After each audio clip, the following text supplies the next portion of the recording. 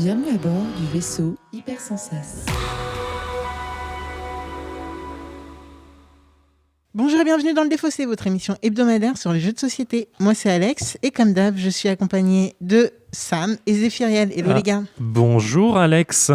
Salut Alex. Ben on n'est pas seul parce qu'on a nouveau du coup Studio H qui nous fait le plaisir de venir nous présenter un jeu en particulier. Attention, on garde le mystère. Alors on a Raphaël.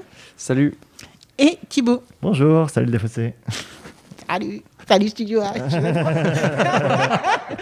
Aujourd'hui, vous nous parlez de quoi ? On va vous parler de Shaman, un jeu mystérieux.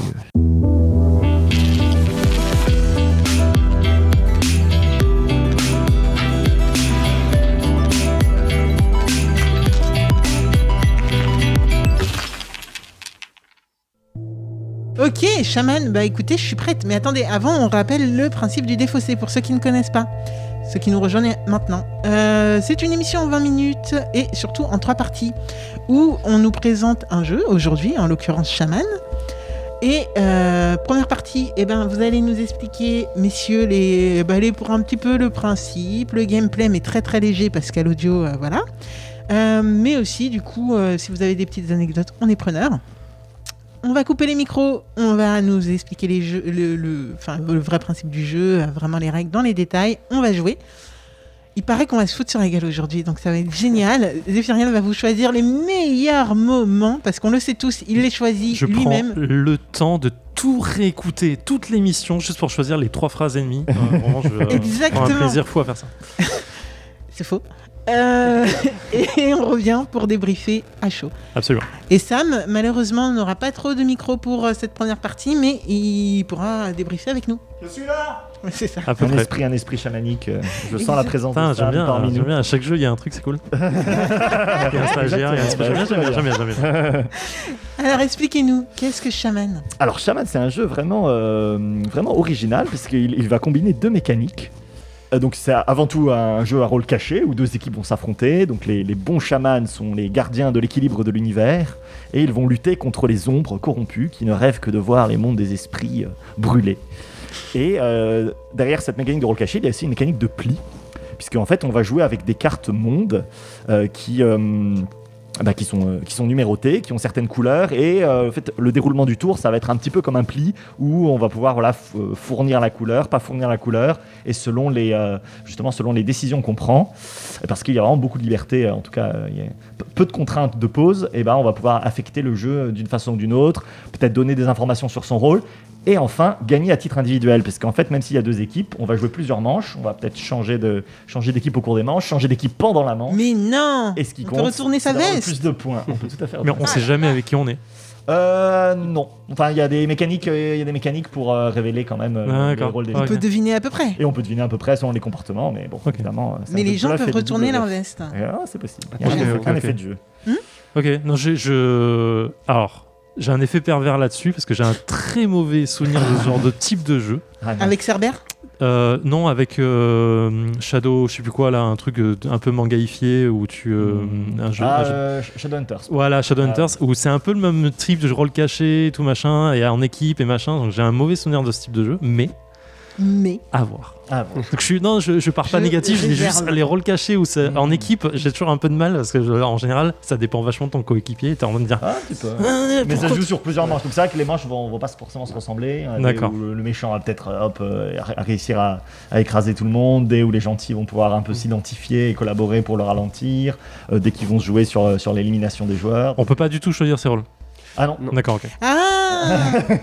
Ah oui, ouais, parce que oui, on est en train de se regarder en disant on veut détruire le monde, donc go quoi, tu vois, mais non, apparemment. Voilà. Les connards. Ok, comment on décide qui. Les rôles, c'est réparti. C'est réparti au hasard. Au hasard. Tout à fait. Tu t'as dit qu'il y avait 8 manches, c'est ça, de jeu ? Alors non, en fait, ça va se jouer. Non, t'as 8 points de victoire, pardon. T'as dit 8 points de victoire. Ça se joue en plusieurs manches, avec à chaque manche, du coup, chaque joueur va scorer un nombre de points. D'accord. Donc il scorera pas forcément autant que les coéquipiers de son équipe, ça dépendra de s'il a récupéré des artefacts ou ce genre de choses. Et quand un joueur arrive à 8 points, la partie s'arrête. Donc ça peut être au bout de quelques manches comme beaucoup de manches. D'accord, c'est 8 points, ça s'arrête ou il y a un dernier tour ou Non, en fait, c'est dès qu'un joueur a franchi 8 points, c'est le joueur qui aura le plus de points. D'accord, à la fin. On n'entame pas de nouvelles manches. Ouais. Exactement. Ok. Et le design est complètement ma boule. En vrai, là j'essaye de te retrouver. Ça me fait penser en fait à un jeu que j'ai fait sur Steam, un jeu narratif que tu connais peut-être, mais je retrouve pas le nom. Et ça m'énerve. Exo quelque chose, je sais plus. Non, et bon, c'est pas très grave. J'ai essayé de retrouver avant la fin. Et chaque carte est en plus différente. Tu es en train de nous montrer. Et il se passe des trucs très bizarres dans le monde où on est. Hein. Oui, alors il y a un principe graphique assez intéressant avec donc en fait chaque couleur qui va représenter un monde, un monde des esprits. Donc il y a des mondes plutôt végétaux, des déserts, des mondes un peu cosmiques. Et du 1 au 8, le paysage va évoluer. Et en fait, l'illustration va devenir de plus en plus complexe au fil des valeurs, avec un paysage assez nu, qui va finalement se peupler avec des plans qui vont se superposer, des personnages qui vont apparaître. Donc Maud a fait un travail absolument formidable sur le jeu. C'était vraiment une joie, mais je trouve de bosser avec elle sur ce. Je trouve qu'il y a une grosse inspiration de journée dans les trucs de jeux vidéo, et ça bute très fort. Voilà. Je le dis. Puisque tu parlais de Maud, est-ce que tu peux nous faire un petit Bien sûr, récap Oui, donc l'auteur c'est Cédric Chaboussi, que vous connaissez pour ses mécaniques un peu parfois un peu hybrides, un peu déroutantes. Si vous avez joué à T42, vous savez, c'était la bataille revisitée. Voilà, c'est sorti. On travaillait dessus un peu en même temps, et là, c'est le jeu de pli un peu à rôle caché. Donc il est assez fort pour ses associations originales. Et Maud Chalmel au pinceau, qui est donc c'est surpassé, c'est vraiment toute la personnalité et l'univers du jeu qui a été défini avec elle. Et voilà, ça se joue 3 à 5, rôle caché pli, donc non, il n'y a pas de variante de joueurs. Plutôt 10+, hein, vous allez voir, c'est quand même assez... Costaud ? C'est pas... Le tour est très simple, mais par contre, si on veut essayer de jouer intelligemment, déduire de l'information... C'est assez tactique. Faut prendre son temps, quoi. Il y a quand même des choses. Et 40 minutes, alors ça dépend évidemment du nombre de manches, hein, mais 40 minutes, c'est une bonne moyenne, 3-4 manches, et quelqu'un arrive à 8, quoi. Ok. Bon, et ben j'ai hâte. Franchement, en vrai, j'ai juste hâte parce que c'est très conceptuel quand même. Hein. C'est pas là tout de suite, on n'a pas. Enfin, on a l'ambiance, mais on n'a pas ce que ça va donner. Et j'ai juste qu'une hâte, c'est de me lancer et de détruire le monde, s'il vous plaît. Please, s'il vous plaît. Mais comme je dis, tu peux changer. Même si tu te retrouves du bon côté de la force, tu pourras tout faire pour te. Alors moi, je prends pas les métaphores Star Wars parce que. Pas Star Wars. C'est le seul défaut qu'elle est. Hein, c'est ça. Ok, je comprends. Est-ce que t'es prêt, Zéphirine ? Ah mais je suis méga chaud là, j'en peux plus. Mais j'attends que ça. Let's go. Let's go. Vous savez qu'il y a 2 ombres. Hein. J'ai l'impression que là, d'un coup, tout le monde est devenu chaman. Ça m'est content. Tout le monde est devenu chaman d'un coup, c'est compliqué. Sam, c'est sûr que non. Et vu comment tu continues. Les 2 ans, bravo. Tu sais que j'ai eu Je savais que je m'en doutais. Bien sûr que oui. En fait, je m'en doutais, je me suis dit, il faut qu'on confirme parce que tu m'as communiqué la carte que tu m'as donnée. Parce que tu venais dire, j'ai pas de marron, et tu m'as donné une marron, c'était super. Je peux poignarder, mais j'ai pas de poignard. Je peux poignarder, mais je n'ai pas de poignard. Alors laisse quelqu'un poignarder qui est dans le... Mais oui, mais surtout que moi je suis depuis tout à l'heure, j'ai juste pas de jaune. Oui, mais tu le fais gagner. Mais il s'est moqué de toi. Il s'est moqué de toi avec le portail. Je comprends pas. Mais oui, là ça avance de deux. Ah, tu étais. Ok, alors j'étais. Bah en fait. Et t'as les 2 paires de c'est vraiment que c'était Thibaut. J'ai joué au mieux possible. Changé, je trouvais ça hyper malin. En fait, j'avais 2 cartes de chaque couleur, quasi. Donc j'étais obligé de jouer tout le temps la couleur, quoi. C'est vrai. Donc toi t'as gagné quand même 4, parce qu'elle a gagné 2 de la victoire et 2 des paires de lune. Et nous voilà de retour après 58 minutes de Shaman, toujours en compagnie de Raphaël et Thibaut de Studio H. Zéphiriel, après ces 58 minutes de jeu, un petit peu dans la douleur pour toi, tu vas nous expliquer comment ça s'est passé. Un petit peu dans la douleur. Tu vois, je disais que j'avais une mauvaise expérience avec les jeux à rôle caché qui changeaient. Non, mais là... Non, mais en fait, je suis un peu frustré. J'ai un peu la même sensation que Wildspace qu'on avait fait, dans le sens je sais que c'est un bon jeu et je me suis amusé, mais ça n'a pas marché pour moi du tout, du début à la fin, parce que je marque 0 points à toutes les manches. Parce que l'expérience à ce moment-là fait que... Ouais, et en fait, donc ça me rend très frustré du truc, parce que je sens qu'il y a un potentiel de ouf, et que j'ai très en fait j'ai envie d'y rejouer, donc c'est un bon signe. Je suis frustré parce que quoi qu'il arrive, je calcule à mort toute la manche en disant ok... je suis la personne qui fait jamais d'erreur quand ils disent on peut compléter, c'est sorti, je suis premier joueur machin et tout, et je me dis mais je ne gagne jamais, je fais les mauvais moves au mauvais moment, vraiment c'est incroyable. Donc je suis un peu frustré pour ça.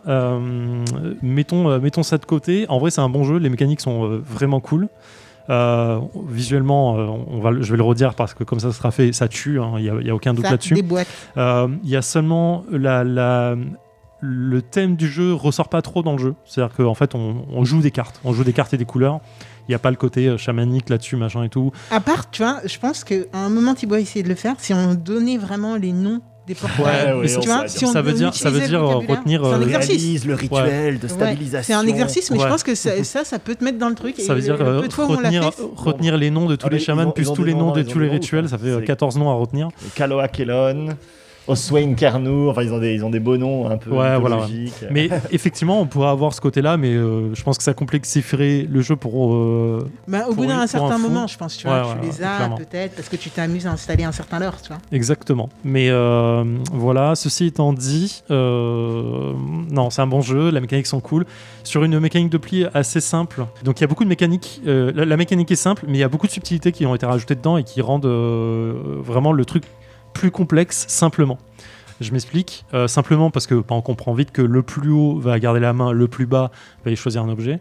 Et c'est plus complexe parce que ça rend la partie plus complexe dans la façon de la jouer. C'est de dire, est-ce que j'ai envie de jouer une carte middle range pour dire ok, je laisse la main et je garde mes grosses cartes ou des petites cartes pour plus tard. Est-ce que j'ai envie de jouer tout de suite une petite carte pour récupérer un objet qui pourrait m'intéresser, mais du coup je perds la main, c'est un peu relou parce que je vais donner du coup la possibilité à d'autres de compléter un rituel et du coup d'avoir une action supplémentaire et ainsi de suite. Donc il y a quand même pas mal de choses à prendre en compte. C'est peut-être ça que j'ai du mal à gérer finalement. La façon de gagner des points est assez intéressante aussi parce que c'est pas parce que tu gagnes à la fin que tu vas vraiment marquer plus de points que les autres. Tu peux peut-être donner facilité aux autres de gagner des points et c'est ce qu'il faut peut-être éviter de se faire aussi. On a eu une partie, enfin une manche où toi Thibaut, je t'ai tué en me disant, enfin j'ai changé nos rôles en disant ok, je vais t'empêcher de marquer des points en prenant ton rôle et finalement c'est moi que j'ai empêché dans l'idée. Donc il y a vraiment une mécanique assez cool là-dessus. Le rôle caché, en fait je crois que le rôle caché c'est ce qui me dérange le plus dans le jeu.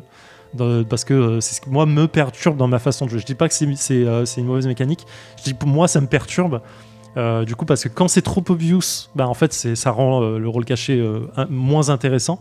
Première manche on a Raph qui était ultra obvious en mode ombre et finalement c'était moins intéressant de jouer entre guillemets parce que on voit que c'est lui donc et on peut rien faire pour vraiment le bloquer à part aller le tuer à la fin quoi. Ce qu'on n'a pas réussi à faire, mais si c'est trop subtil, en fait il se passe rien dans le jeu et donc du coup il n'y a pas de coup fourré, il n'y a pas de truc et c'est donner aux ombres la facilité de jouer sans truc. Donc c'est assez intéressant, moi ça me perturbe mais je comprends l'idée dans ce jeu là pourquoi elle arrive et finalement ça rend le jeu intéressant. C'est marrant que tu dises, c'est vrai qu'il y a quand même un petit point faible du jeu, c'est que c'est vrai qu'en fait il va rien se passer si les joueurs ne font pas quelque chose. Ça, c'est sûr que moi je me souviens, je l'avais présenté à des boutiques ludiques à Vichy. Et donc c'est vraiment des boutiques qui sont là pour se former sur les nouveautés. Elles restent assises 15 minutes à la table, il y a des gens un peu tous les niveaux. Et ils jouaient une demi-manche de chaman et ils avaient du mal à comprendre l'intérêt parce qu'en fait c'est vrai qu'ils jouaient une manche, ils jouaient plutôt une manche complète, mais ils avaient vraiment l'impression de jouer des cartes. Et voilà, et pas avoir ni d'informations et parce qu'en fait il faut effectivement voir les conséquences, lire un petit peu le jeu, voilà, cette colonne bientôt complète, ça c'est plutôt un bon signe pour les chamans, ce pattern de jeu, ça c'est un peu louche, etc. Et c'est vrai qu'il faut un peu s'investir intellectuellement dans toutes les conséquences de la carte que tu vas poser. En fait c'est ce que tu vois, tu définis très bien ce que j'allais dire, c'est dire je pense que le jeu il est plus intéressant quand tu joues ombre parce que tu as une épice supplémentaire. T'as un petit peu l'initiative de brusquer les choses. Voilà, et surtout tu as l'épice du jeu de dire putain, 1 je peux me faire choper, 2 j'ai un risque de me faire tuer, donc du coup il faut que je sois plus. Alors que les chamans en fait ils ont un mais ça définit bien du coup le terme de chaman, c'est que tu as un rôle un peu plus gardien, calme, tu vois, où tu dois faire attention, tu dois vérifier que tout se passe bien, tu dois vérifier les patterns qui dénotent un peu pour dire ok lui il est dangereux, ainsi de suite. Et c'est vrai que c'est subtil. C'est juste moi le côté rôle caché finalement je pense que ça me rend un peu dingue parce que ça brise un truc qui devrait être assez stable dans la façon de jouer, quoi. Mais bon, c'est mon panard. J'ai très envie d'y rejouer, hein. Clairement, il rentre dans ma liste d'achat parce que 3 joueurs, c'est un truc qui est toujours un peu délicat pour moi, mais ça rentre dans ma liste d'achat très clairement.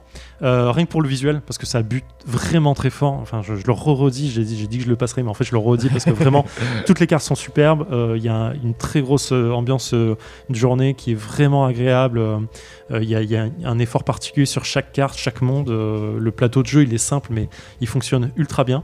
Donc non, c'est un coup de cœur frustrant, mais un coup de cœur. C'est marrant ça. Tu me donnes pas la parole. Genre, je t'ai vu prendre ta prochaine micro, je dis vas-y, elle sert toute seule. Vas-y, alors, Alex, tu en as pensé quoi du coup? Alors, je vais commencer par ce qui m'a dérangé dans le jeu.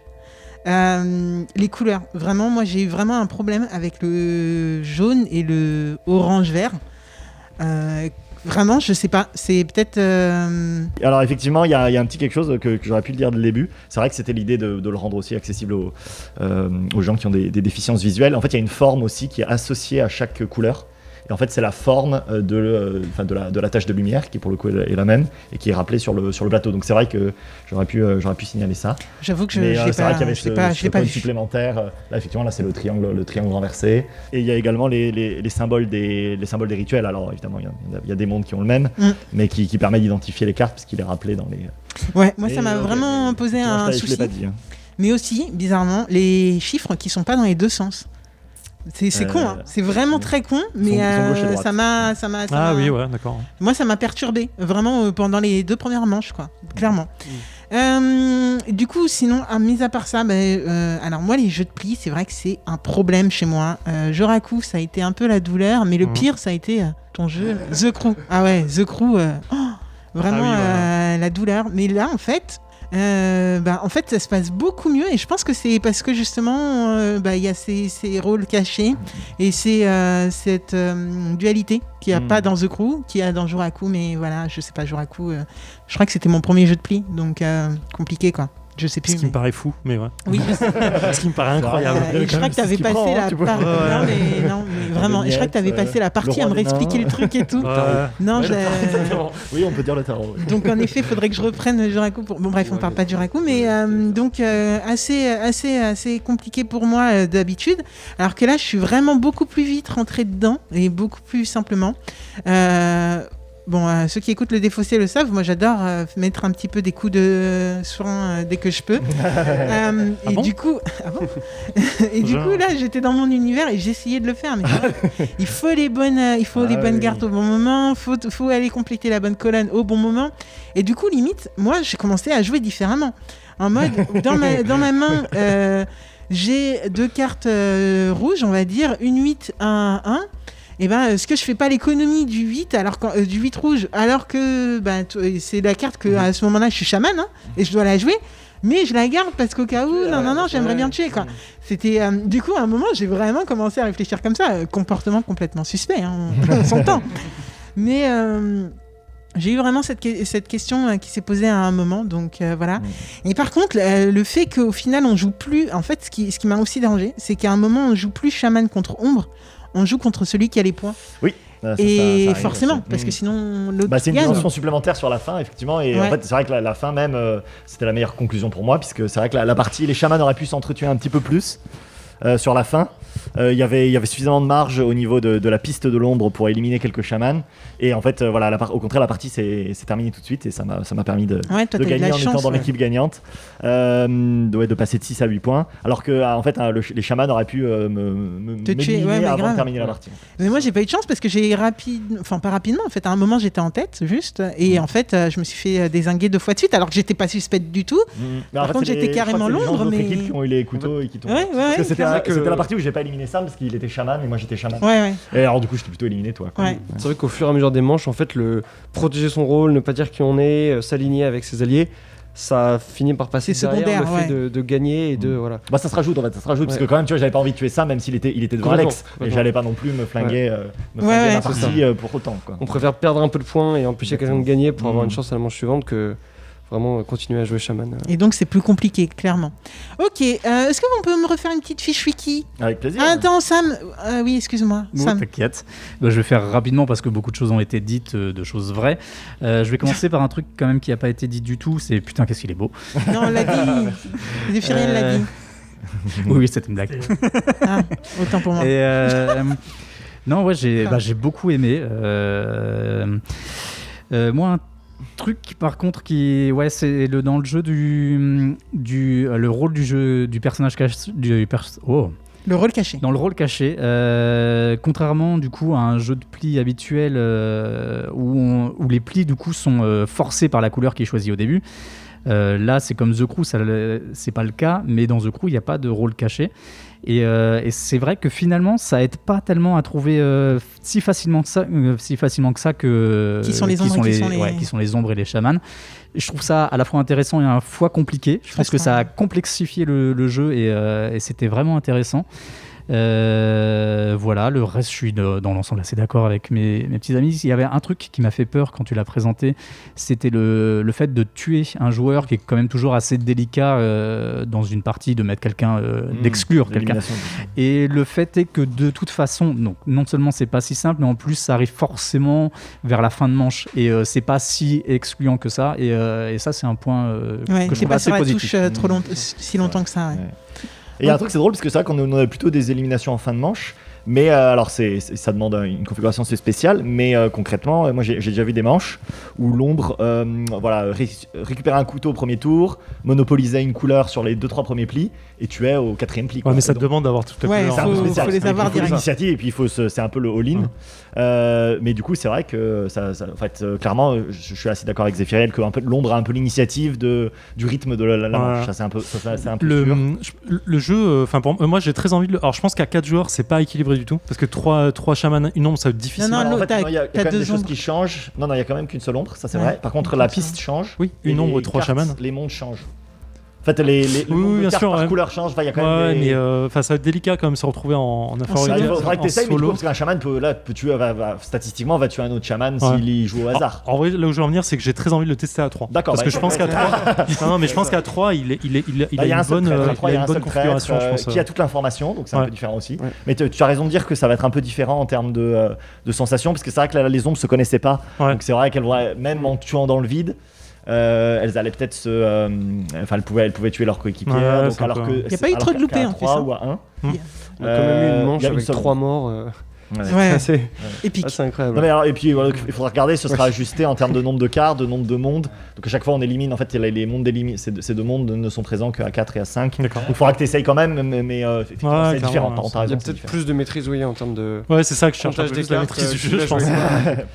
Je répondais. Oui, non, mais tu me dis d'ailleurs Bah oui, mais je répondais pour finir. Raphaël, est-ce que tu peux nous faire une petite fiche wiki de fin d'émission, très rapidement? Donc c'est un jeu Studio H, l'auteur c'est Cédric Chaboussi et c'est illustré par la talentueuse Maud Chalmel, qui a fait les illustrations. C'est un jeu qui est prévu du coup pour entre 3 et 5 joueurs à partir de 10 ans et pour des parties d'environ 40 minutes. Ça peut aller un peu plus loin. On les a un peu explosés à 5. Ok. Zéphiriel, je pense qu'on se retrouve la semaine prochaine. Sam aussi qui est un peu loin. Et puis voilà, pour du jeu encore et toujours. Dans la bonne humeur. Exactement. Merci de nous avoir reçus. C'était trop bien. C'est toujours un plaisir. Revenez quand vous voulez. Merci beaucoup. Promis. En attendant, on se retrouve la semaine prochaine. Ouais. Ciao. Ciao.